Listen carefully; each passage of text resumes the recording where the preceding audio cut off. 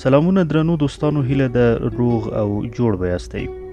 د غږیزو کتابونو په لړ کې دا ځل د یو بل کتاب د پلار لیکونه لور ته چې جواهر لال نهرو لیکلی او پښتو ژبې ته نسیم سلیمي ژباړلی، زه رسول امین سلطاني یې تاسې ته دراوړم. دا کتاب د هغو خطونو مجموعه ده چې په 1928 کال کې جواهر لال نهرو خپلې لور اندرا ګاندي ته لیکلي ول. دا لیکونه نه یوازې د تاریخ په باره کې بیان کوي، بلکې د لیکونکي د بشردوستۍ، ازادي غوښتنې او ترقي غوښتنې احساسات هم پکې تمثیل شوي دي. راځو کتاب ته. د طبیعت کتاب. کله چې زه او ته سره یو ځای یو، ډیر وختونه زما څخه د ډیرو شیانو په باره کې پوښتنې کوي او زه کوښښ کوم چې ځواب یې درکړم. اوس چې ته په مسوري کې اوسېږې او زه په الله آباد کې، نو د پخوا په شان خبرې نشو سره کولی. ځکه به نو زه کله ناکله په لنډه توګه د مځکې او د هغو لویو او کوچنیو هیوادو په باره کې خطونه درته نوشته کوم چې دا مځکه پرې ویشل شوې ده. تا د هندوستان او انګلستان د تاریخ په باره کې ځینې شیان لوستلی دي، خو انګلستان یوازې یوه کوچنۍ جزیره ده او هندوستان که څه هم یو لوی هیواد دی، بیا هم د مځکې د مخ یوه کوچنۍ برخه ده. که موږ وغواړو چې د خپلې نړۍ په نقل خبر سو، نو باید د ټولو هغو هیوادونو او خلکو په باره کې فکر وکړو چې پکې اوسېږو. نه دا چې یوازې د یو وړوکي وطن په باره کې چورت وهو چې ښایي موږ پکې زیږېدلي یو. زه پر دې ویریږم چې په دې لیکونو کې به ډېر لږ څه درته وویلی شم، خو زه امید کوم چې دغه لږ څه وکولی شي د دې سبب شي چې ته د دې نړۍ سره علاقه پیدا کړې او د هغې په باره کې د یو مجموعي په ډول فکر وکړې. ته پوهیږې چې زموږ مځکه د ډېر عمر ده، سن یې میلیونونو کلونو ته رسیږي او د ډېرو کلونو لپاره نه نارینه او نه ښځې ژوند پرې کاوه. د انسان تر راتګ مخکې حیواناتو ژوند پرې کاوه او تر حیواناتو مخکې داسې وخت و چې د مځکې پر مخ هیڅ ډول ژوند وجود نه درلودی. دا تصور کول ډیر سخت دی چې یو وخت داسې هم و چې پر دې مځکه چې اوس له حیواناتو او انسانانو څخه ډکه ده، هیڅ څوک موجود نه و.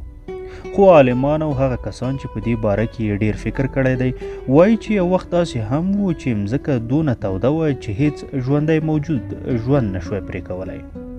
او که موږ د هغو کتابونو مطالعه وکړو او د ډبرې او فوسیلونو یا د زړو حیواناتو بقایاوې وګورو، موږ به پخپله ولیدلی شو چې دا خبره رښتیا ده. ته د تاریخ په کتابو کې لولې، خو په پخوا زمانو کې چې انسانان موجود نه ول، باور دی چې کتابونه هم نسوی لیکل کېدی.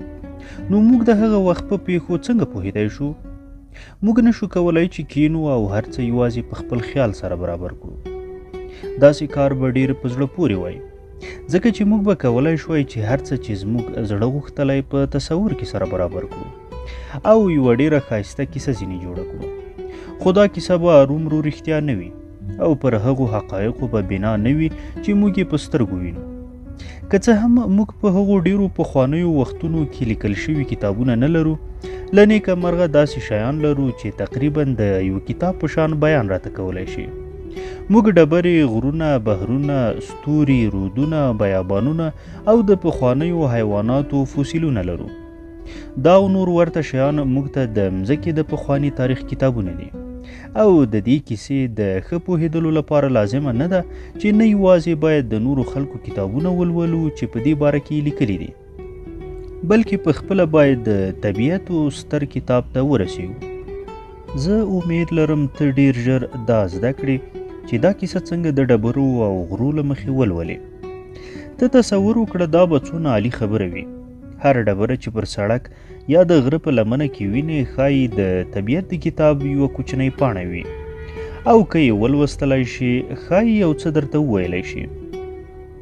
د دې لپاره چې یوه ژبه لکه هندي، اردو یا انګریزي ولوستلی شي، نو باید چې الفبې زده کړې.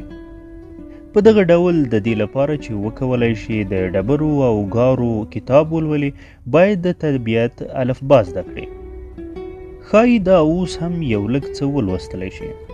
که یوه کوچنۍ برېښېدونکې شګه وویني، یو څه نه درته وایي؟ دا څنګه داسې ګردۍ خوی برېښېدونکې بې کنجانو او بې تیرو څوکو سوه که یوه غټه ډبره څو ځایه ماته کړي هره ټوټه به یې زیږه وي او تیرې تیرې څنډې او کنجان به ولري د هغې شګې په شان به ګر سره نه وي چې تا لیدلې ده نو دا شګه څنګه داسې ګردۍ خوی او برېښېدونکې شوه هغه به تا ته خپل نکل وکړي په دې شرط چې ته یې د لیدلو لپاره ښې سترګې او د اورېدلو لپاره ښه غوږونه ولري هغه درته وایي چې یو وخت ښایي ډېره زمانه مخکې د یوې غټې ډبرې یوه برخه وه دغسې لکه ته چې له یوې ډبرې څخه یوه ټوټه ماته کړې دا به هم له یوې غټې ډبرې څخه جلا شوې وي ډېرې څنډې او کنجونه به یې درلودل او ښایي د یوه غره په لمنه کې به پرته وه وروسته بارانونه ورېدلي او هغه به یې په یوې شیلۍ ته پورته کړې وي اوبو به پسې اخیستي او یوه کوچني رود او کوچني رود به بیا غټ رود ته وړي وي دا ټوله وخت به د رود په تل کې لغړېدله